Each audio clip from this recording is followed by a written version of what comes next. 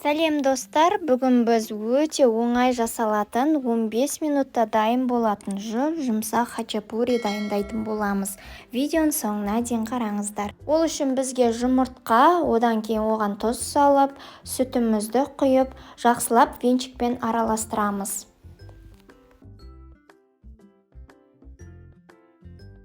Енді ұнымызды салып, одан кейін қопсытқышты салатын боламыз. Жақсылап тағы да араластырамыз, ешқандай түйіршіктер қалмауы тиіс. Өздеріңіз көріп тұрғаныңыздай, тестосын дайындау жолы оп-оңай, ешқандай қамыр ашытудың қажеті жоқ.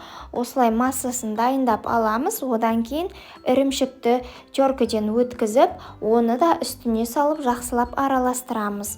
Бар жоғы 5 минут уақытыңыз кететін болады қамырын дайындау үшін.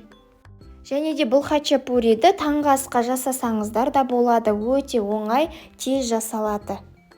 Енді қызып тұрған табаға сары майымызды ерітіп, массамызды салып, үстін біркелкі етіп жайып шығамыз. Бетін жауып, 10-15 минутта пісіріп алатын боламыз.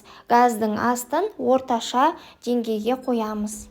Қаласаңыз, бұл дайындаған массамызды екіге бөліп жасасаңыздар да болады, 2 хачапури пісіруге болады. Дәл осы рецептпен сол кезде жіңішкелеу хачапури шығатын болады.